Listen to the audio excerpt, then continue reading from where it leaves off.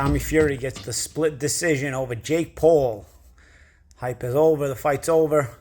Close fight. For me, offhand, my first opinion of the fight was, as I was watching it, was this is the first time I'm realizing Jake is fighting a guy with boxing footwork. And I think that was really the key difference in the fight.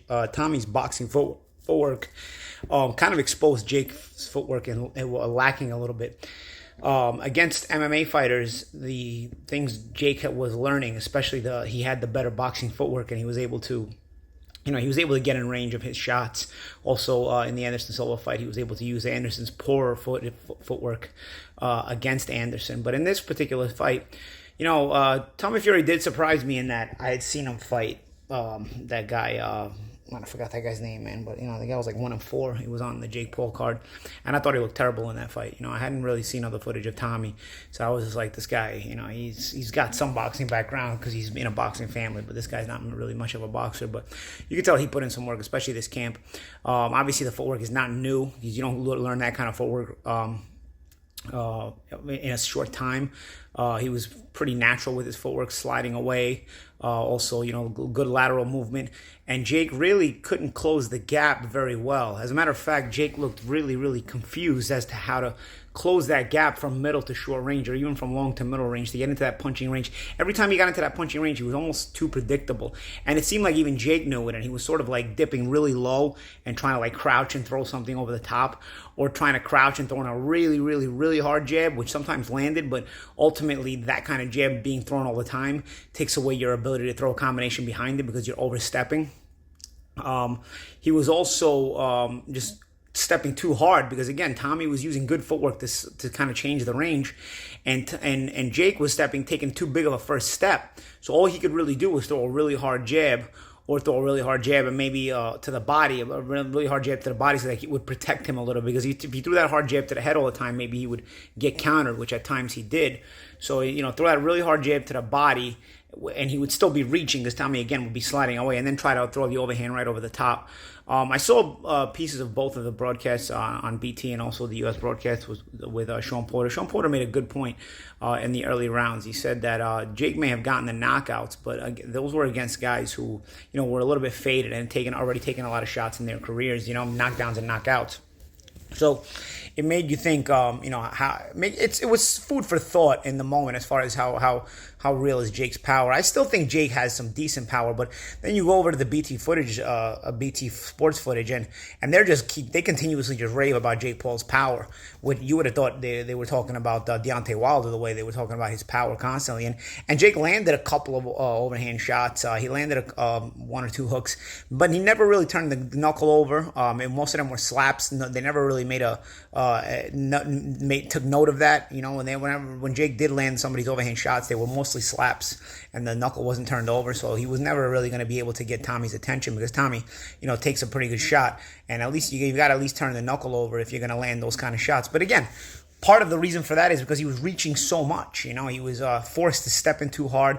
I think if there's something Jake has to work on before the rematch, is his ability to be deceptive on closing the gap, using more feints, but also using more feints to punch behind, and not just use more feints and not punch. Deceptively use feints as you're closing the gap, and then throw behind those feints. Don't just deceptively use feints and then don't throw, or deceptively use feints, stop, and then throw, because obviously you're going to be too telegraphed. I think that's one way to do it. Also, changing your height a little bit.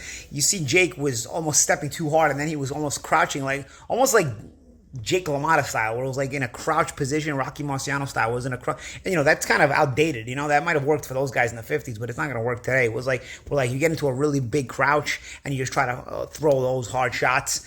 And again, because Jake overstepped and he was reaching on those overstepping, it takes away his ability to throw a combination, number one. Also, number two, he's throwing too hard with the initial first shot, which also takes away his ability to put punches together. Tommy showed something today that Jake's other opponents hadn't shown, and that's an ability to throw combinations. And how do you throw combinations? The way you throw combinations is not every shot has full steam and full firepower on it. You put 40%, 50%, 60%, 70% of the power on the shot as the combination increases in number. All the way to the end of the combination, where whichever the last punch of the combination is the hardest punch of the combination. You end the combination with a sort of an exclamation point, and that's how you throw a combination with both speed and accuracy and of course power because you end it with the most powerful shot. Because if you throw every single shot hard, what's going to happen is you're going to end up creating too much daylight between the punches, and that was one of Jake's problems today. He was throwing everything so hard, he wasn't really able to throw much in combination. While Tommy was able to throw in combination because he had that concept of understanding how to throw a combination, which is two things: mainly your balance, and also, like I just said, not having the proper balance, and also not throwing every single shot at maximum strength to where you're creating too much daylight in between them.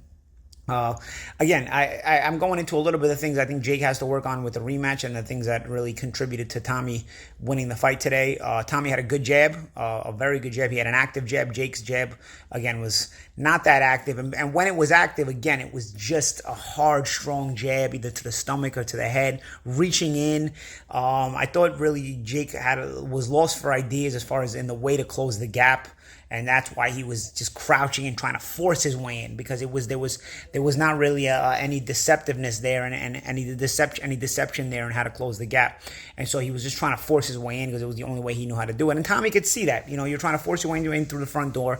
And Tommy could see that, and he was able to react mainly because he had the proper footwork to kind of just slide away. When you have a guy trying to force his way in like that, it's so telegraphed that you just have to do little slides, either side steps or just slide away. And all of a sudden you find him reaching, you make him reach, because when a guy forces his way in, now he's given away what he's going to do. Now he has to throw because he's so fully committed to throwing that then even if he's out of range, he's still going to throw. And that's what was happening to Jake. Jake was out of range by the time he was stepping in, and by the time he'd step in and get there, Tommy was already sliding out to the side, and all of a sudden Jake has to just wing some kind of crazy shot. At times, Jake stepped in really hard. Tommy stepped in with him, and there was a headbutt there. There was also some clenching in there. I thought the referee was, I don't know why he took away either side points. I mean, yes, there was a little bit of, touch and go stuff. It wasn't the neatest fight. So yeah, maybe there was small fouling. But as far as the need to take away points, I just think the referee wanted us to all to know he was there. So he took away one point and then he took away the other point, just so it didn't play a factor on the scorecards because each guy lost a point. But I thought there was absolutely no need to take away a point. I just thought the referee wanted to announce himself to the world as I'm here in the ring too, which is always moronic when you get a referee like that. But nonetheless, it didn't have an effect on the ultimate scorecards. I had Fury up a point. I had Jake winning 2 rounds, and then also the last round. The third was the third round he had winning, but the third round obviously he won with a knockdown. We talk about the knockdown again. You could chalk it up to power. Yes, it's a hard jab, but it's also Tommy's footwork. But of course, it's a legitimate knockdown because Tommy was kind of in mid-step. He got hit with a hard jab, and it's a knockdown any day of the week. It was a legitimate knockdown. But again, it was Jake just being able to throw hard jabs and not even being able to follow it up because he was stepping in way too hard and way too strongly, and that's. Another reason for that is he's also trying to protect himself. He doesn't know how to step in. Like if you step in subtly and you don't do it right, you're stuck in mid-range and you could get hit with some good shots. So it's one from one aspect, it's not knowing how to close the range correctly, and from the other aspect, it's also not knowing how to close the range correctly and wanting to protect yourself. So the way to protect yourself is get in as close as you can while trying to throw the hardest shot and hoping that it lands. Listen, I think Jake got away with it with the Tyron Woodley knockout where he just threw the hardest shot and it landed. But again, these are guys that he's fighting before that don't have that boxing footwork. I think Tommy had the ability. Listen, Tommy's not the best fighter. He's a novice and beginner himself, but you could see now what he was saying before and even the things that I had doubted because he just looked so terrible against that guy. What was that guy, Lover or something? The guy he fought on the Jake Paul card a year ago or something. He looked absolutely terrible in that fight. But, he did have some better footwork than I had expected. He had footwork that you can tell he had some inkling of a boxing background, as opposed to Jake, still learning on the job. And of course, Jake was exposed a little bit for not having that footwork, because Jake against the MMA guys had better footwork, and he was a guy who had shown that his footwork was better. But in this fight against a guy who had a little bit more of a boxing foundation than he did, you could see the footwork was everything, and Jake was trying to force his way in. And because he was trying to force his way in, he wasn't really able to do it. He was telegraphing everything too much. And Tommy saw it. But I thought Tommy also had that stinging jab, that flash jab, where he was able to sting it and also circle as he's jabbing. Again, something else that Jake was not able to do was when you throw a hard jab too much, when you throw it so hard, you're stepping in too strongly, you're not really able to circle around that way. Tommy was able to use his jab to kind of circle around and then throw those little combinations in between at times. And I thought the very, very beginning of the fight, really the difference was that jab. I mean, I thought Tommy's ability to throw a jab, even just to dictate on the basis of having a jab and on having a concept of range, was already giving Jake a lot of trouble. And Jake really never got past that. Yes, Tommy added some combinations in the midst of the fight, and yes, Tommy, did a couple other things. I thought he allowed Jake in the fight at times, and that's why I had him losing a couple of rounds in the midst before before even the last round. I thought he lost a couple of dumb rounds. I know the two of the judges had a 76-73, which means they had him losing one of the rounds before the last round. I had him losing two of the rounds before the last round. I don't think you can make a case for Jake winning the fight. However, I think there's a case there to kind of look at under the microscope at a couple of glaring mistakes Jake makes, and that you weren't really gonna see against MMA fighters, and against a boxer you will see it, and against Tommy Fury it showed.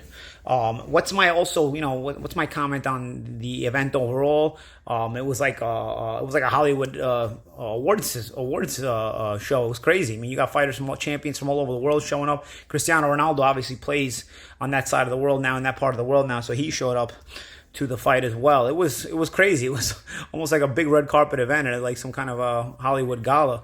But that's sort of what boxing's become. I know not everybody is on board with this, but unfortunately and fortunately, whichever way you look at it, this is the reality of what boxing has turned into at this point, is that this kind of boxing is more popular. I'll tell you what, though. I've been around Jake. Jake doesn't view it this way. Okay, Jake, I remember being at the WBA convention, and when they called up all the champions for the picture, all the champions in attendance, and they called Jake. Jake kind of didn't want to do it. Jake was kind of timid around the champions, and he was like, I didn't win a belt yet. I shouldn't really be in this picture. And everybody was gracious and was like, yeah, I'll get in the picture, and he was cool. But what I'm saying is he has a big respect for boxing. I wasn't really crazy about Tommy Fury's reaction after the fight with Radio Raheem. I'll be honest with you. Like, he made this was like a lifelong accomplishment. And bro, the only accomplishment this is that it was a rivalry. It was cool. You sold it as a rivalry. It was a great sell. You made money, and through the win, you're gonna get a rematch, which also is gonna give you money. But to sell it with the crying, and I don't even care if it was genuine or not, it was still ridiculous with the crying and that it's some kind of lifelong accomplishment, like as if this was like a kid who had been in since the amateurs and he just won his first world championship. Like, he got a belt, and he actually called it, like he said it like this was gonna be his world championship. Bro, I don't care how many YouTube followers you got and Instagram followers you got. That's a little bit corny to me. You know what I'm saying? Like if you would have just been real and kept it real and be like, yo, you know what? We sold the hell out of this. This is a great rivalry for YouTube, and I'm ecstatic that I was able to win it because a lot of people doubted me, and now I guaranteed myself a rematch where I'm gonna make more money. If you would have said something like that, and I'm excited, I'm gonna beat him again, something like that, like I would have gave him more respect. But to sit here and make it try to sell it to us as if this was the same thing as a champion winning his first major world title after raising his way up the ladder and going all the way to a world-class level, bro, he knows he's lying. And I know most of the people watching this stuff aren't boxing fans, so maybe they don't know he's lying. But guys like me and guys in boxing know he's lying. Bro, that's not an accomplishment. That was a great money-making situation. It was a great rivalry to win, and yes, you should be ecstatic about it. But to get all emotional, I don't know, bro. I couldn't buy it. I couldn't respect it, man. I mean, it wasn't like he'd been gone since the amateurs, worked his way up to a major world title, and then beaten the world champion it wasn't that kind of thing, but he tried to sell like that kind of thing, you know, with the crying and all of that, and that was a bit too much for me. That's a bit too much. Well, on the other hand, Jake, like I said, even when I saw Jake at the WBA convention a couple of months ago, he's the opposite way, bro. He's not trying to sell you this as some kind of major accomplishment every single time out. He would like to have a major accomplishment, but he has always been the one to say, I am not like these fighters. You know, I'd like to one day become world champion. He even says he will become world champion, which, again, might be far-fetched. I don't believe he can win a major world title, but, you know, we've seen strange things happen. I was on the Pro Box TV app podcast and, you know, had this discussion about the fact that if you can get Chavez Jr. a world title, it's possible that you can possibly get anybody a major world title. But so while I wasn't sure Jake could win a world title, I think the conversation was in there. But the fact that Jake was actually humbly discussing this is I thought, you know, made him a more realistic person than the way Tommy reacted after this win, where the reaction was just, I don't know, bro. I could not buy it. Like I could not vibe with it at all. I don't know, man. It was actually, you know, it's not that kind of thing. And I don't know if this is the way like modern social media allows you to just sell things that aren't. I mean, let's be honest, man. Conor McGregor sells himself as a winner for the past half decade. All he does is get his ass kicked. So, I mean, if you can pull that off, I guess there's more people doing it than we expect. And I guess this is like the real thing at this point. But nonetheless, you know, entertaining fight, I guess. You know, it was competitive, but I thought Tommy, in a competitive fight, showed he was the better fighter, and I don't think there was a case to be made for Jake. I think there's some key adjustments Jake needs to get back and work on, and mostly it is his ability to use the jab on its own, and mix it up with feints and with different looks.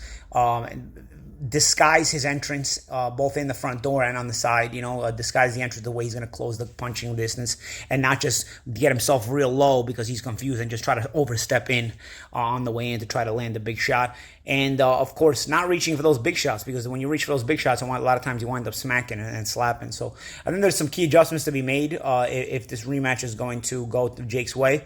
Otherwise, I think Tommy will probably make it look easier than the next time if Jake has not made these adjustments. I'm Paulie Malignaggi. This is Paulie TV.